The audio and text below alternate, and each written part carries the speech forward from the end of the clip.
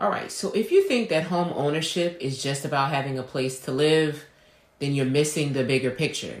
Today, I want to talk to you about the benefits, specifically the tax benefits of being a homeowner. So this video is going to be for future home buyers, but current homeowners as well. So let's talk strategy and talk about ways that homes can help you, or having real estate in general can help you when it comes to taxes.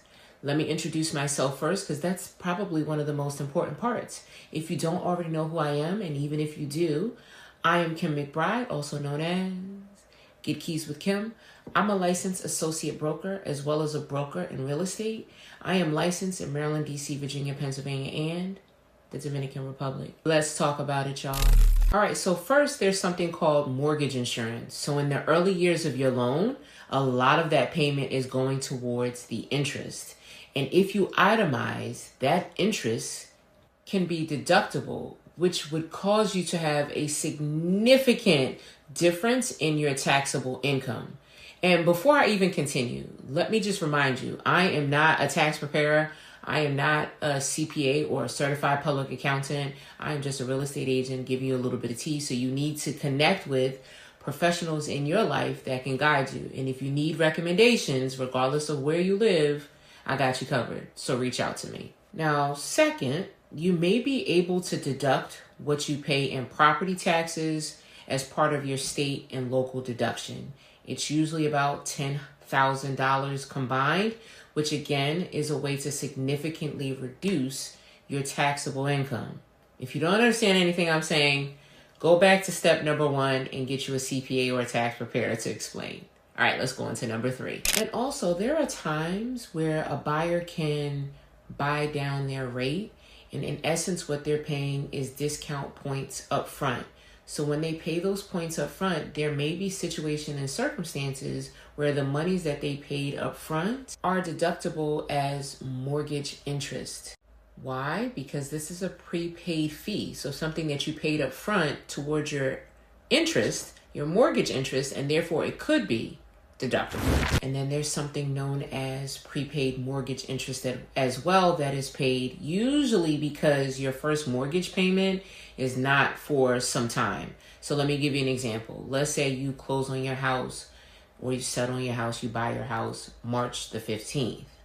Your next mortgage payment is not due until May the 1st. However, during that time, there is interest that you need to pay, and you are paying that upfront, different from the discount points to buy down your rate.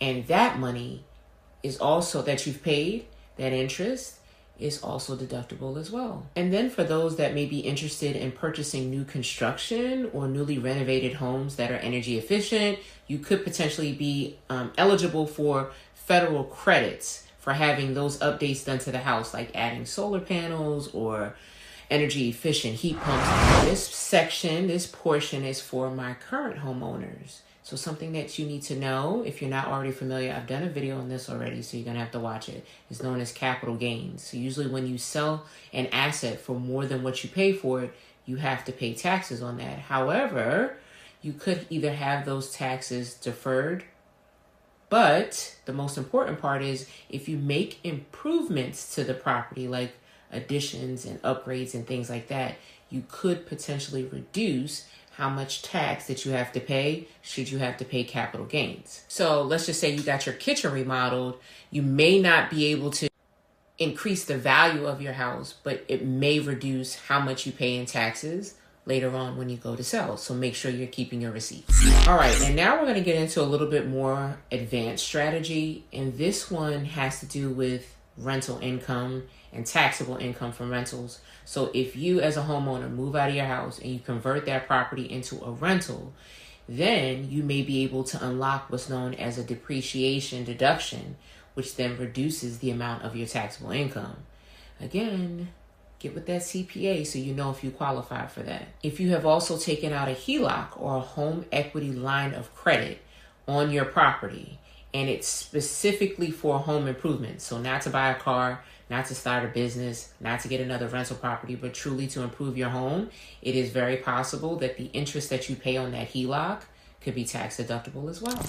And then last but not least, there may be things like aging in place modifications. So if you need to make updates to the property to make it more accessible, like a wheelchair ramp or other accessibility changes to the home, you may be able to actually take a medical deduction for that. I hope that you found this information to be helpful, because I know I've thrown a lot at you. But if you didn't understand anything else, understand that you need to contact a CPA, so certified public accountant, or someone that does taxes, or someone that is well versed in tax code and tax law, because that is not me. But whether it's a deduction that helps to reduce your taxable income, or whether it's a credit that helps you to save dollar for dollar on what you've spent, being a homeowner is an amazing thing. You get a lot of tax benefits, and there may be even some that I don't know. So if you know others, drop them in the chat. But you know what else I need you to do right now? I need you to like this video, share it with someone that you know, comment, come back, ask your questions, make it a great day on purpose. And then what else? Get keys with Kim. All right, I'll talk to you later. Deuces.